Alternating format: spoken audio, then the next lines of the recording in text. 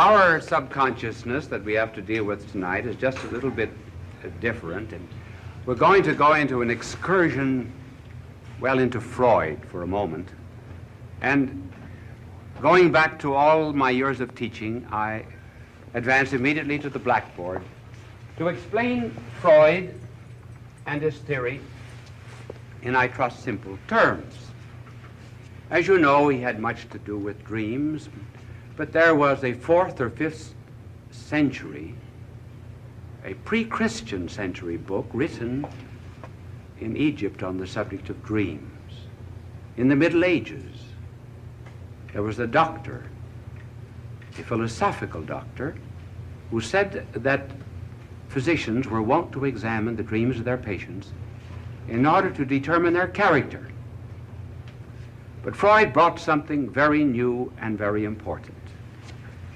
And this is the way we will illustrate it. The subconscious and the conscious mind are simply divided. This we will call the conscious mind. Now, the subconscious mind is very deep. And these, I will tell you everything I draw. These are stairs. And down here is the basement. In this basement is what Freud calls id, I-D, id. Id in Latin, use the Latin expression, means that. Just that. At the top of the stairs is a censor.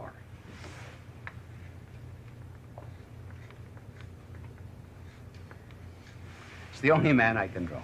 And he has a club in his hand. Now, down in this subconsciousness, down in the id, there are a number of drives, instincts, urges, and inclinations. Basically, they are the will to pleasure. More commonly, the sex instinct. Now, these instincts that we have try to get upstairs into consciousness. But moral taboos, convention, society, commandments and the like, repress them. And as soon as one of them comes up, censor cracks it over the head. The result is that down here in the id are a number of our repressed thoughts. And it's very much like our own cellar. We open the cellar door and throw down old papers and junk and discarded elements.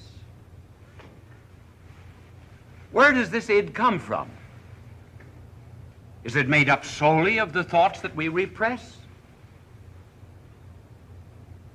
No, not solely, because where did we get this instinct of ours? Everybody has it. So this id, and much that is in it, and this is important, came from the outside. The outside. First of all, it came from our environment. We would never have anything in our heads we had not seen or touched or smelled something. And then another psychiatrist by the name of Carl Jung said that down in the subconsciousness there was also what he called the myths of the human race. He called it the collective unconsciousness. But the point is, they come from the outside, though they are here in the id. Now, whenever we speak of the unconsciousness, we always think of it in those terms, in particularly Freudian terms, because he has popularized the idea. Haven't we anything else down there besides that? I think we have. Now let me test you. I'm going to use a word. And I'm going to give you a few seconds to allow you to develop your thoughts. The word is temptation.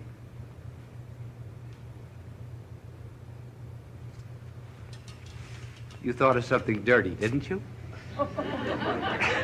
Yes, you did. You were thinking of something nasty, something you shouldn't be doing. Why? Why, as soon as we use the word temptation, do we always have to think of something wrong? Well, partly from this emphasis, partly that. Aren't we ever tempted to do anything good? Didn't you ever have an inspiration, for example, to be kinder to people? Hasn't the husband had an inspiration to be more kind, for example, to his wife? Rich man, maybe he ought to give some of his money to the poor. And another one is tempted to be more patient under trials. Then you've received all kinds of inspirations to be better. For example, to be temperate. Giving up excessive drinking and so forth. Isn't that true? Why does that word temptation have the monopoly of those things that, well, we say we're thrown down into the cellar part of our lives? Now, I want to suggest that in the subconsciousness there's another treasure. So, here we have exactly the same planes of the mind divided. And at the top is the censor, and he's got a club, and these are the cellar stairs going down. But there's something good down here, and I have to give it another name. Now, Freud gave a Latin name to this, the id. So we're going to use a Greek name. And this thing that is down here is called, we're going to call it the pneuma. The Hebrews would have called it ruah.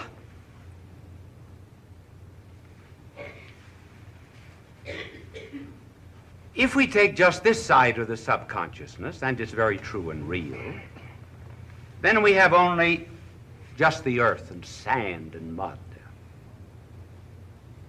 But isn't there something in the earth besides mud and dirt and sand? Gold and silver is hidden there. Aren't there wine cellars in a basement as well as rubbish and sometimes garbage? Do we not have good thoughts as well as we have very evil thoughts? Now, where do these thoughts come from? These inspirations? Well, the id came from the outside. As we said, our experience, our environment, our animal ancestry, heritage of the human race, collective unconsciousness, call it whatever you please, and adopt whatever theory of psychiatry that you please. So too, the inspirations, the good thoughts, another kind of temptations, pass through this subconsciousness. And this pneuma, too, comes from the outside. It operates on the inside, yes, but it comes from the outside. I'm not going to say where it comes from. It's just from the outside. Now, it sends up, not just, for example, a will to pleasure. It sends up a will to happiness, a will to meaning, a will to peace. And what does the censor do now? Oh, the censor, as this censor will sometimes repress repress the things that are dedicated only to carnal pleasure, so this one is going to repress all the good temptations.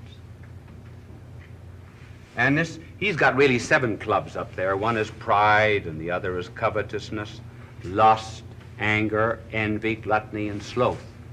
They're all up here, and he tries to keep them down. Just as Freud said, the superego tries to keep down these sexual desires. All right, then there are treasures in the subconsciousness which are worth studying. We're going to emphasize, first of all, that these come from the outside. Now, my angel is going to clean off the blackboard. Be careful of the stairs, Angel. Be careful of the stairs.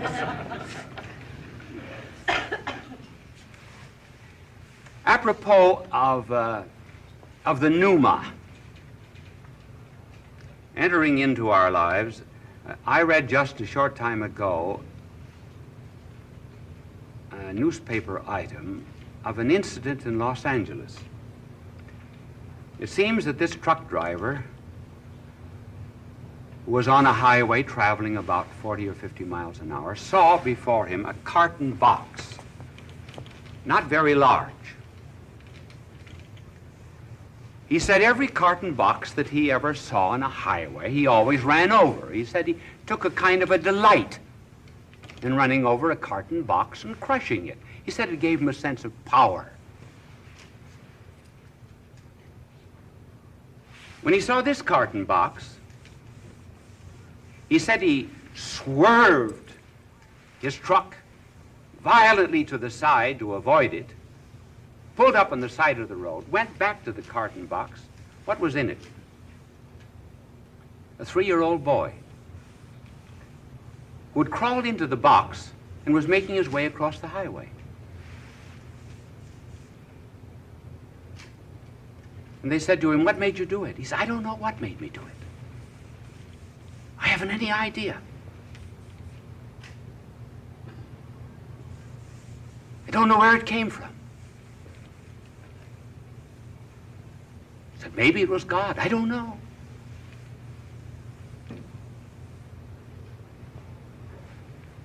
How often, for example, a soldier in battle, and we hear of many such instances where he will suddenly get out of his trench or comparative safety in a trench, make his way out to the battlefield under fire of the enemy in order to rescue a buddy. He's given great praise for it. What will he generally say? He would generally say, "Anybody else would have done it."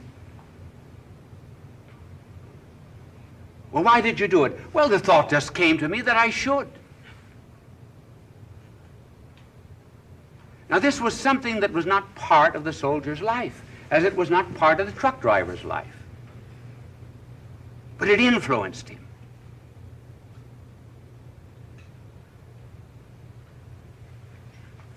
One day, I was visiting a Carmelite convent of nuns, and they are cloistered, but this particular day, it was a very rare day, they had opened the cloister to visitors. And one of the very wealthy men of the town came in to visit the sisters, and in company with many others, they went up on the roof. And from the top of this convent, they could look down over the city. There was, first of all, a gully. And then far off was a hill. And on the hill, a beautiful mansion. And one of the party of this rich man said, "Sister, just suppose that before you came here to lead this life of penance,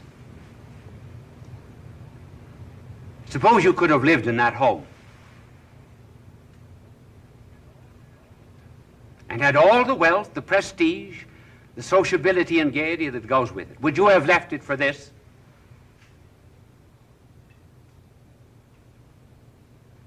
She says, that is my home.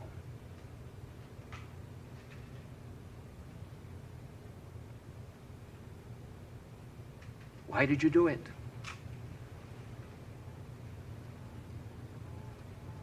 She said, there was always something inside of me that was welling up into my conscious mind that told me that I should do this, and I would be happy. And I am happy.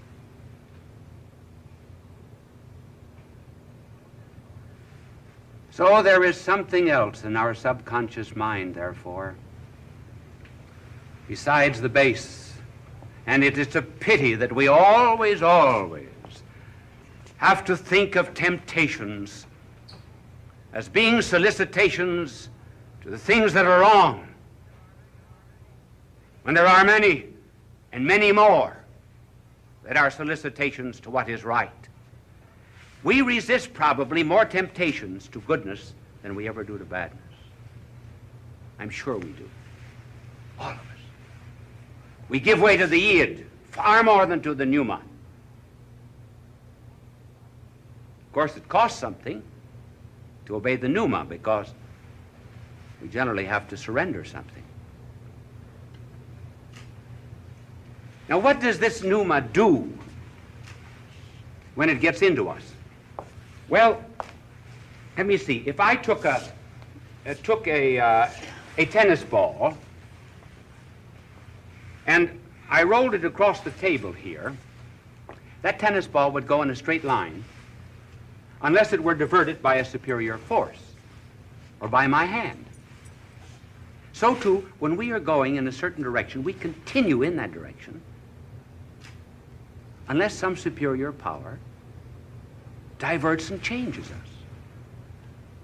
And what does it generally is this pneuma, which has the character of love. It introduces a new love. Like a boy that I knew of, he had dirty fingernails, he hardly ever washed his face, he would come to table with dirty clothes. The parents begged, coaxed, pleaded, tried to bribe. Nothing would ever induce him to give up his dirty clothes and dirty habits. Until one day, he went out, he didn't slam the door. He closed it gently. And the next day, he came down dressed, collar and tie, neat, fingernails clean. What had happened? He met Susie. Susie changed everything in his life. And that's something like the pneuma. And the pneuma introduces a Susie into our lives. And because it's a new love, we completely change. Now take, for example, the case of Tolstoy, the great Russian novelist. Tolstoy was at a point of committing suicide. And this is a further illustration of the idea that I have just mentioned, namely that we continue in a line of evil and despair and hopelessness and so forth, unless this power comes in from the outside. Tolstoy said, I felt that something had broken within me on which my life had always rested, that I had nothing left to hold on to, and that morally my life had stopped. And invincible force impelled me to get rid of my existence in one way or another. And yet, while my intellect was working, something else in me was working too, and kept me from the deed.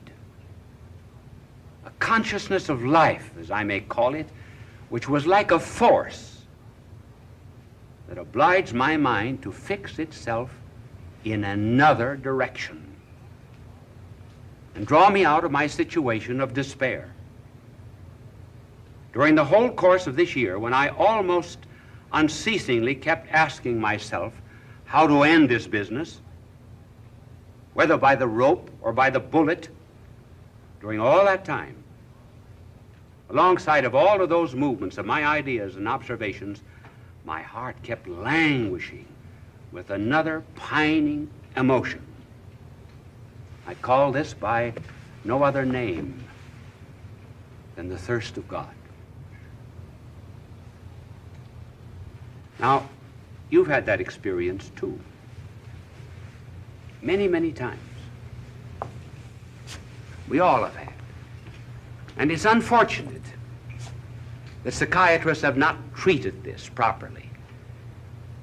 The only psychiatrist that I know who has done it in a thorough fashion and integrated it well is Dr. Paul Tournier of Switzerland. He understands that the consciousness has other depths, far more profound than those of which we've spoken. So that our lives, until this pneuma comes, is something very much like a flattened Japanese lantern. Then the lantern is opened, a candle is put into it, and immediately reveals patterns and design and harmony. And so when this pneuma begins to take possession of our lives, we change. We have the same eyes at night as we have in the day. Why can't we see at night? Because we lack the light of the sun. And so this pneuma is a light. It illumines our intellect. It's a power. It gives strength to our will. It's a power. It changes our direction. And maybe it might be a good thing if we all resisted a few more temptations of the id and began to have the beautiful experience of accepting the temptations of the pneuma.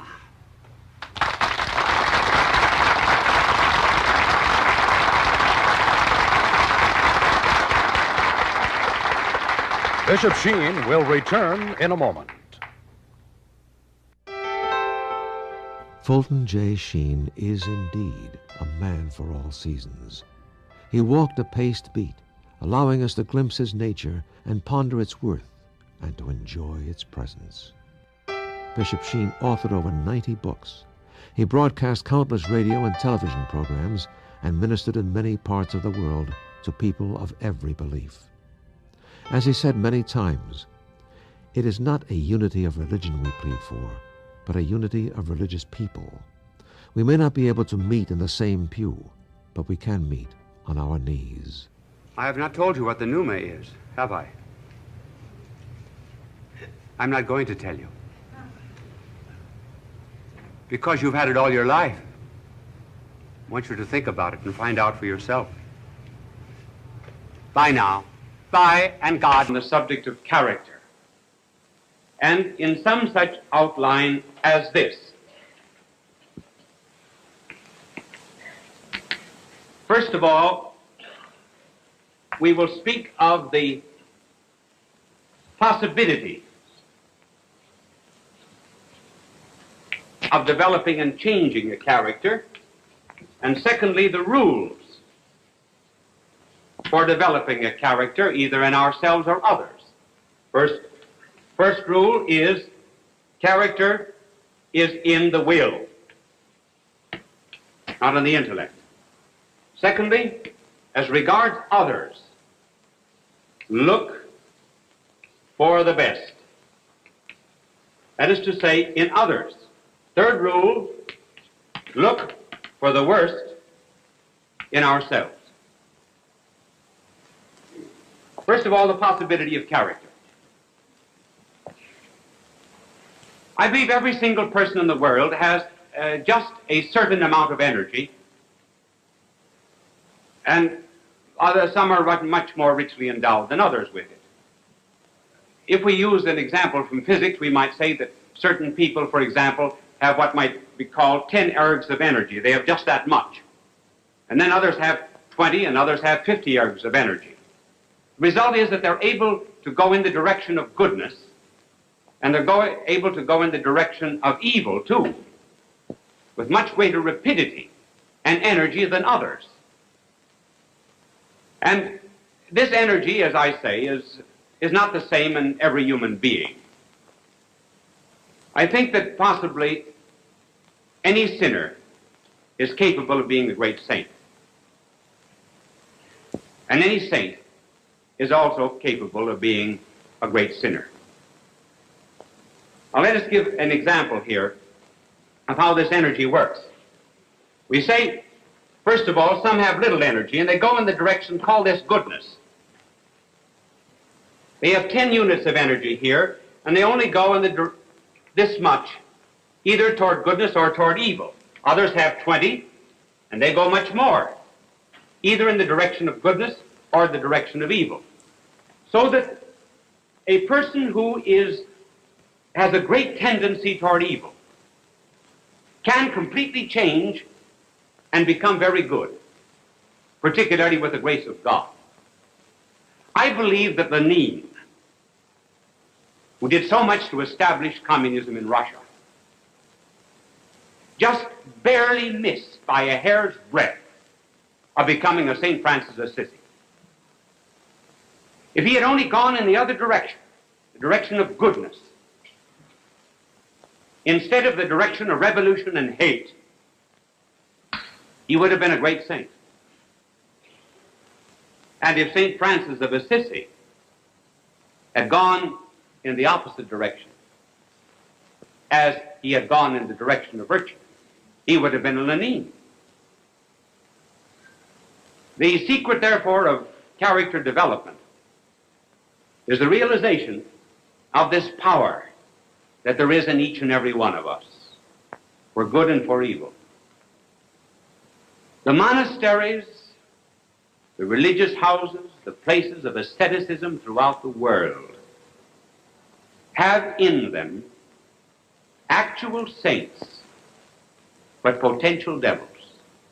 Any one of those persons, because they have so much character, if they ever let themselves go in the direction of pride, lust, or avarice, would become very vicious. And the penitentiaries are filled with individuals who have this great energy. And if someone could only lay hold of it and make them take the high road instead of the low, they would be our saints and our heroes and our great patriots. The point that I want to make is there's nothing wrong with passion and energy and strength, so long as it is properly channeled. Notice that our divine Lord, for example, when he wished to make a great apostle, laid hold of a bigot. Paul was one of the greatest bigots that ever lived. And only he who could ever hate like a Saul could ever love like a Paul. Our blessed Lord never extinguished, for example, the passions of a Magdalene. Only someone who was as vicious and as evil as Magdalene could ever become as virtuous as Magdalene. She has been called the 13th apostle. Her life has been such an inspiration in bringing men to goodness. Now, though some of us do not have as much energy than others, let us not forget that a person with only 10 units of natural energy can surpass a person with 100 units of natural energy if he calls upon God for an added source of energy, which God will give him on certain conditions. Then we can overcome all of the defects of our nature. And that power or energy of God is given freely, gratis. That is why it is called grace. Which brings us now to the rules for character development. One of the first rules of character training is to remember that character is in the will and not in the intellect. The intellect, or the brains, or the mind, is the seat of knowledge. The will is the seat of choices, loves, motives, and responsibilities. Almost all of education today is directed to the communication of knowledge and not to the development of character.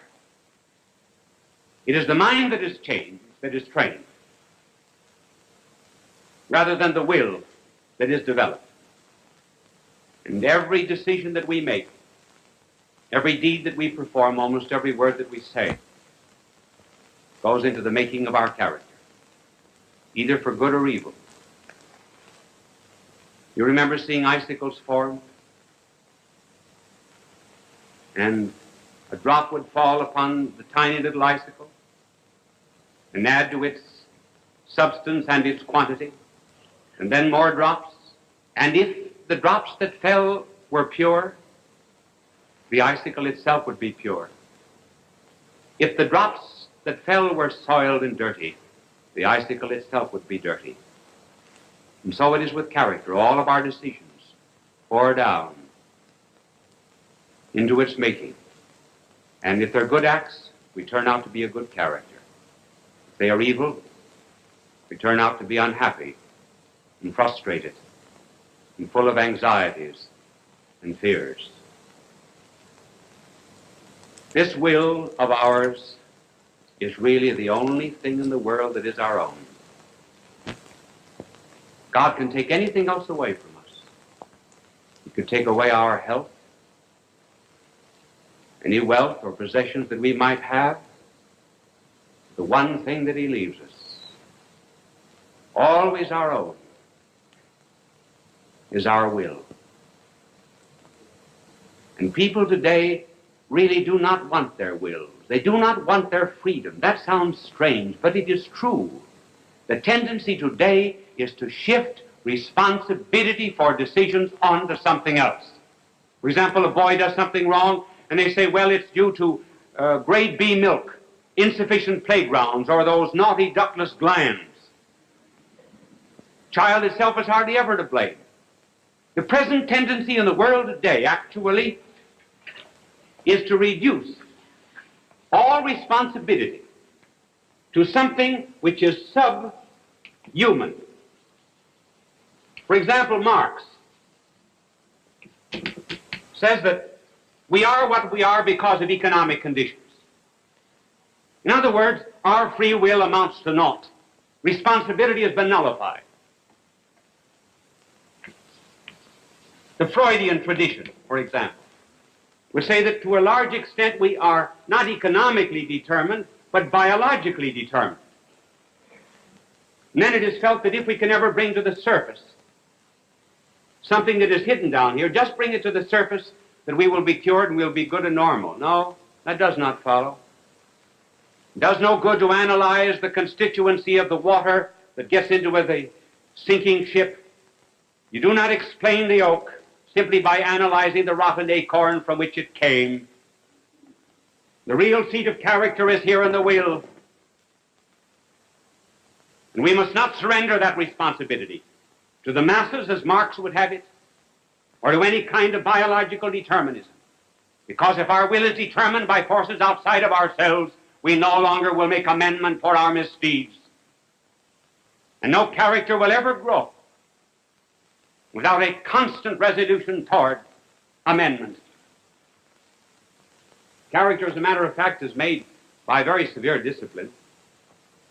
You've seen a sculptor at work on marble, and the sculptor will first of all take a heavy chisel, and then will cut away great, huge chunks of marble.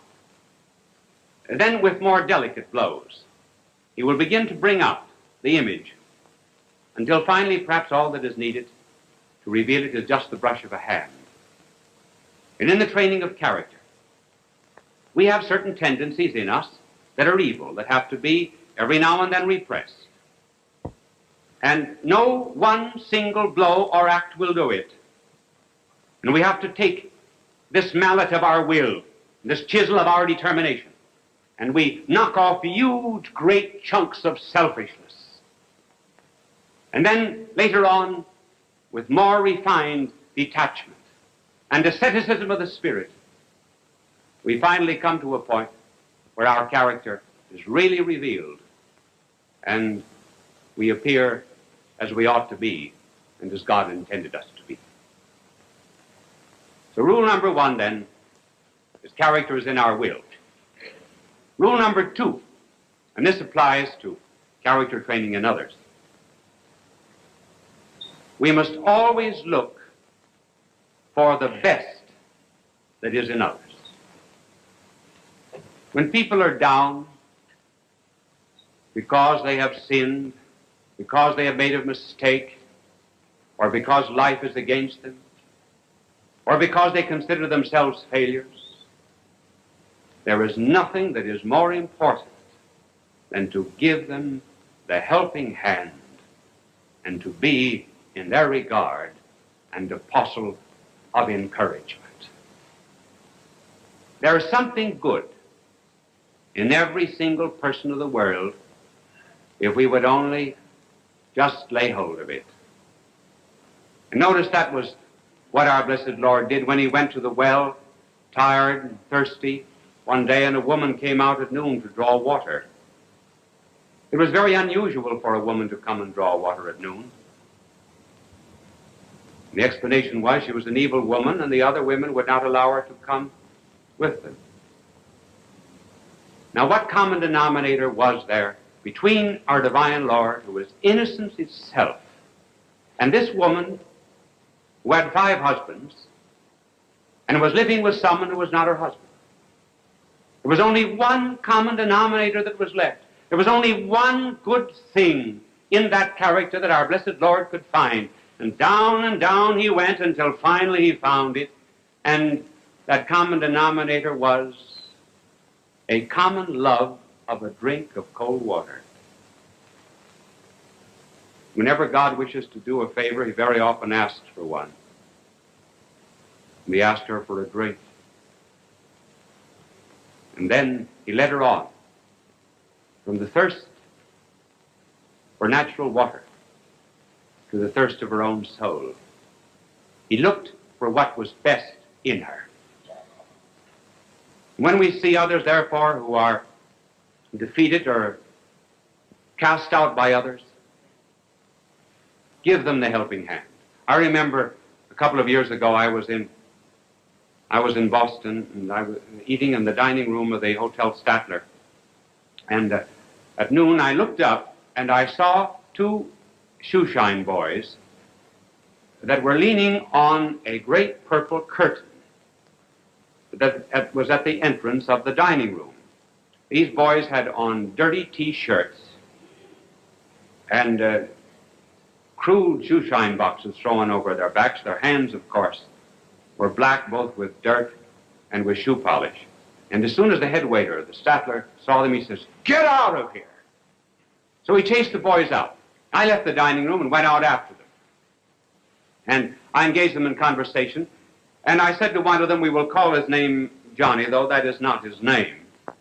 And I said, "Johnny, where do you go to school?" He said, "I go to such and such a school." But he said, "I was thrown out of this particular school." And he mentioned the name of some Catholic school he was thrown out of. And I said, "Why don't you go back?" He said, "They won't take me back." Well, I said, "Will you go back if I get you back?" He said, "You can't get me back. Nobody can get me back." Well, I said, "I can get you back." He said, "Who are you?" Well, I said, "I won't tell you who I am, but you just tell me the name of the sister and I will write to her and get you back." So I wrote to the good sister and I told her something I believe I mentioned on television some weeks ago about the 3 boys that were thrown out of schools: Hitler, Mussolini, and Stalin. And I said, nobody knows who were the valedictorians of those particular classes, but who did not know Hitler, Mussolini, and Stalin? And I'm sure that the educators wish that they could take back those boys again. So why not take back Johnny and give him another chance? I see Johnny every now and then. He's a very, very fine young fellow, and, well, so very good I will not even talk about it now over the air, except to tell you that in all things we look for the best that is in other people. Remember when St. Paul went to the hill of the Areopagus in Athens? Here he was to meet the senators of Greece. And on the way up to this hill, everywhere he passed statues of pagan deities.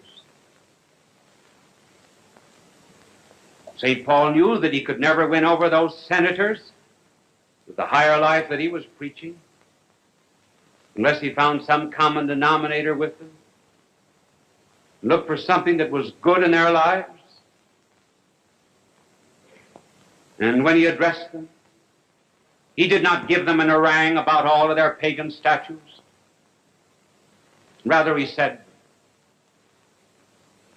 "Gentlemen, I perceive that you are religious. For I saw on the streets, your streets, a statue to the unknown God. That God whom you know not is the God whom I preach to you."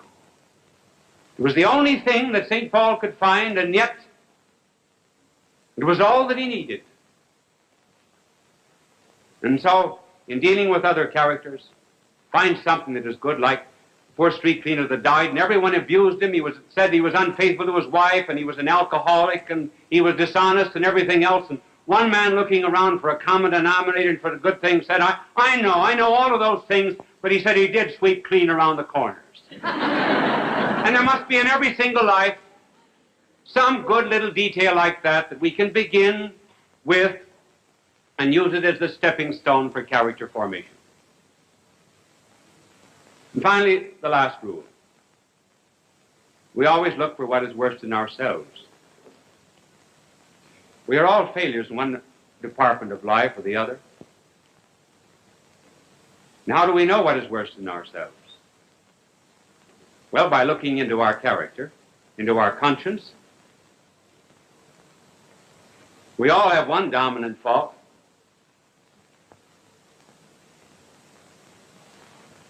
The 7 pallbearers of character, or the 7 dominant faults, are easy enough to analyze. They are pride, covetousness, lust, anger, envy, gluttony, sloth. Pride, egotism, selfishness, covetousness, desire of possessing that which belongs to others, inordinate love of flesh, lust, anger, hot-headedness, gluttony, overeating, sloth, laziness, and envy, and jealousy. If we would, after an examination of conscience, lay hold of this dominant fault of ours, we could make that the basis of the strongest part of our character. Sometimes the tooth that is filled is the strongest tooth in the head. St. Paul says, power is made perfect in infirmity. Perhaps I can explain that by telling you that some years ago, 2 boys in Kansas used to run to school every morning. They earned a few extra pennies, it seemed, by lighting the stove. This particular morning, by some mistake or other, gasoline was put into the can instead of kerosene, and the stove exploded, and one of the boys was burned so badly that they were told that he never would walk again. The boy began rubbing his legs, said he would walk again. The doctor said it was impossible.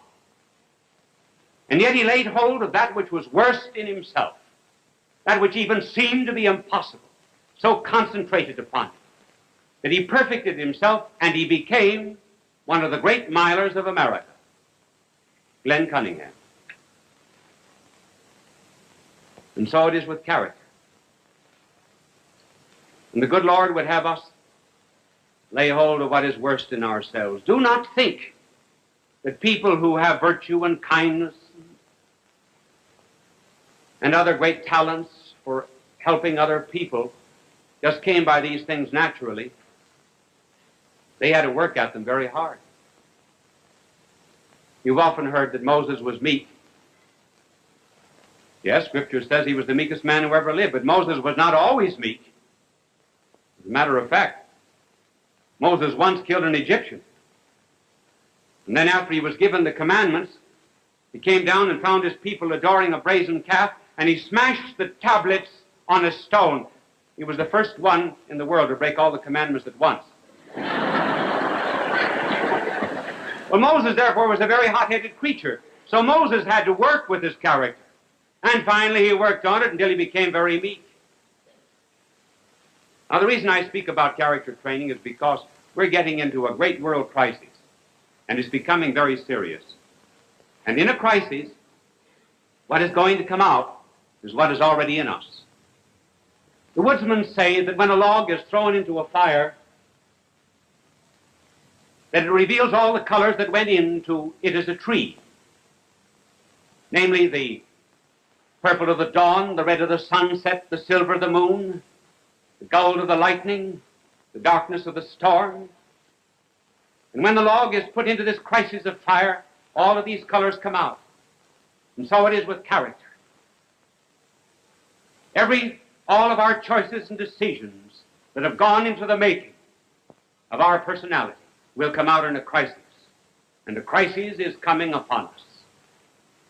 There is not much peace outside of us, and the only real peace that we can be sure of is the peace that is on the inside. And when we are building our character, we need some model on the outside, someone with justice and mercy and goodness and a spirit of sacrifice will inspire us to tear off these chunks of selfishness that we may be like unto him. For as he said, I have given you an example. May all the American characters begin to emerge now under the grace of God. As we continue to be a great nation, loving one another in a spirit of charity, loving God who made us and blessed us. God love you.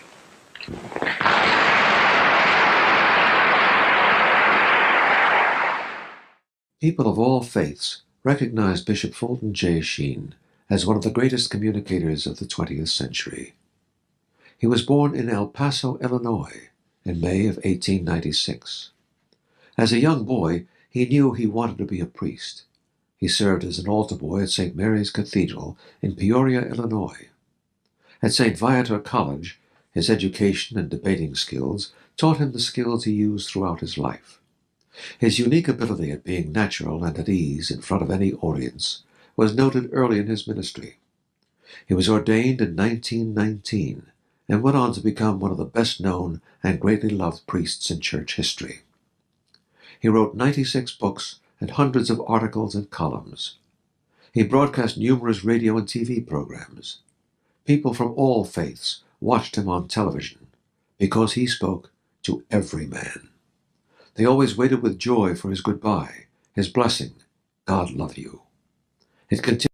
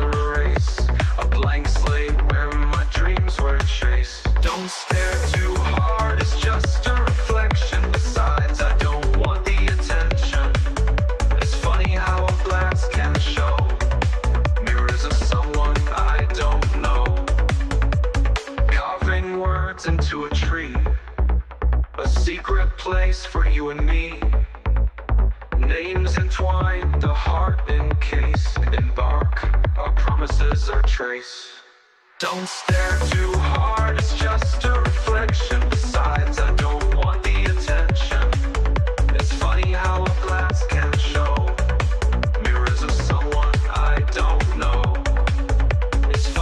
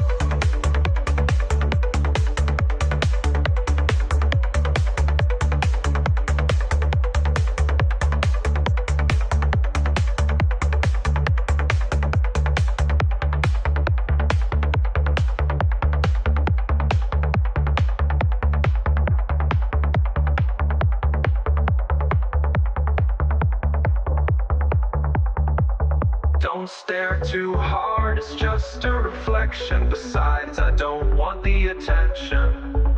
It's funny how a glass can show mirrors of someone I don't know. It's funny how a glass can show